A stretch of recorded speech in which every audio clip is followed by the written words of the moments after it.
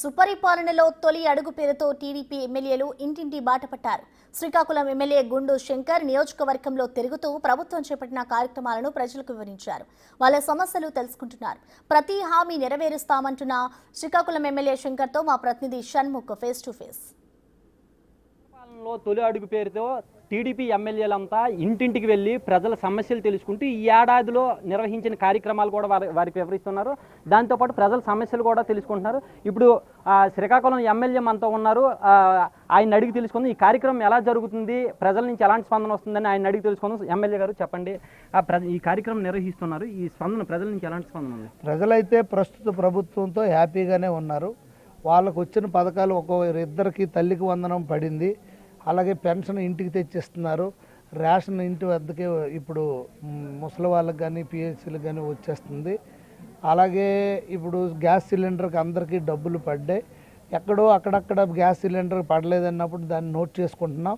పెన్షన్లే చాలామందికి రాలేదు. గత 2 సంవత్సరాలు 3 సంవత్సరాలు అంటే గత ప్రభుత్వం 3 సంవత్సరాలు కంటిన్యూస్గా కొత్త పెన్షన్ కూడా మంజూరు చేయనందువల్ల ఎక్కువ పెన్షన్లు రాలేదని చాలామంది ఉన్నారు. సో అది కూడా మేము నోట్ చేసుకుంటున్నాం.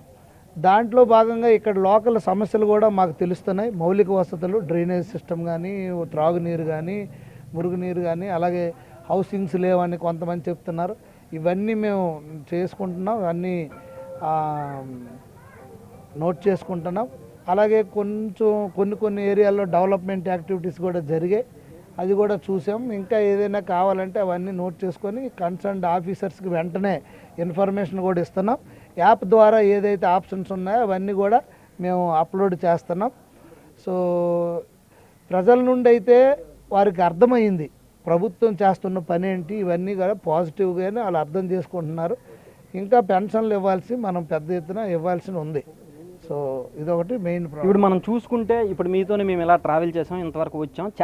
చాలా వరకు డ్రైనేజ్ సమస్యలు కావచ్చు, లేదంటే అధికారుల్లో కొంత అలసత్వం కూడా కనిపిస్తుంది. దానిపైన మీరు సీరియస్ అవుతున్నారు. అయితే ఆ సమస్యలు అనేవి పరిష్కారం కావాలి. అది ఎప్పటికి పరిష్కారం చేస్తారు? ఇక్కడ చాలామంది ఇబ్బంది పడుతున్నారు. ఇప్పుడు అదే నాకు చాలా బాధాకరంగా ఉంది.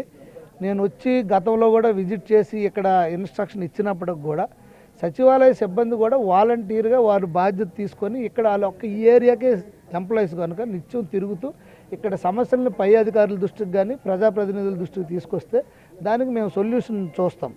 అలా కాకుండా ఇక్కడ పదే ఒకే సమస్య పైన దీర్ఘకాలంగా వెళ్ళేటప్పుడు మరి మనకి రెస్పాన్సిబిలిటీ ఉండాలి కదా ఎంప్లాయీస్గా కానీ మాకు కానీ. సో అందుకు ఈ విషయం ఇప్పుడు కూడా కమిషనర్, మున్సిపల్ ఇంజనీర్ కూడా రమ్మను. ప్రధానంగా ఇక్కడ డ్రైనేజ్ సమస్య ఉంది, దానిపైన మేము ఇప్పుడు ఇమ్మీడియట్గా యాక్షన్ తీసుకుంటున్నాం. ఎందుకంటే యాక్చువల్లీ ఇది నది పక్కన ఉంది, నదిలోకి నీరు వెళ్ళాల్సింది పోయి ఇదంతా కలిపి ఈ హడ్కో కాలనీకి వెళ్ళి అక్కడ నుండి మళ్ళీ పాలకొండ రోడ్డుకి వెళ్ళి అక్కడెక్కడో కలుస్తుంది. ఇదంతా సిస్టమ్ ప్రాబ్లం. డ్రైనేజ్ వ్యవస్థ టౌన్ మొత్తం ఇదే పరిస్థితి, పట్టణం మొత్తం. దానికి కూడా మేము ఏం చేయాలనేది డిపిఆర్ తయారు చేస్తున్నాం. ఈ మౌలిక వసతుల కల్పన ధ్యేయంగా మేము ముందుకు వెళ్ళడానికి నిర్ణయించుకున్నాం.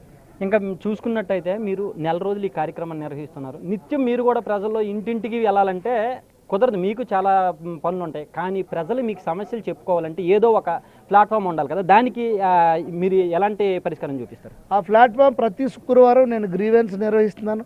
కిందటి శుక్రవారం మన తహసీల్దార్ ఆఫీసులో పెట్టాం. అక్కడ కమిషనర్ గారు అందరు ఆఫీసర్లని కూర్చుండి పెడుతున్నాం. ప్రతి శుక్రవారం కొన్ని శుక్రవారాలు నా ఆఫీసులో పెడుతున్నాను. సో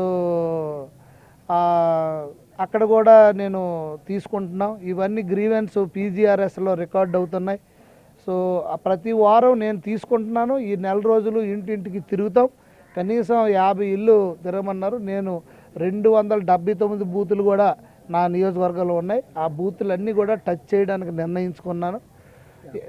దానివల్ల ఇక యాప్ అయితే ఏదైతే మనకి దీనికి బై టీడీపీ యాప్ పెట్టాం, దీన్ని ఫ్యూచర్లో మనం యాక్సెస్ పబ్లిక్ కూడా ఇవ్వబోతున్నాం.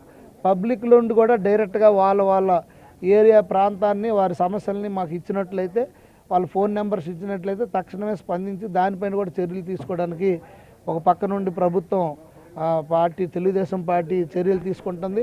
ప్రభుత్వ పరంగా అయితే వాట్సాప్ గవర్నెన్స్ ఆల్రెడీ తీసుకొచ్చాం. మరిన్ని సర్వీసులు వాట్సాప్ గవర్నెన్స్ ద్వారా ఇవ్వడానికి ప్రయత్నిస్తున్నాం. దానివల్ల ఇంకా ప్రజలకి మనం దగ్గర అయ్యి వారికి సమస్యల్ని వీలైనంత వరకు తీరుస్తామనే నమ్మకం ఉంది. తప్పకుండా ఆ దిశగా ముందుకెళ్తాం.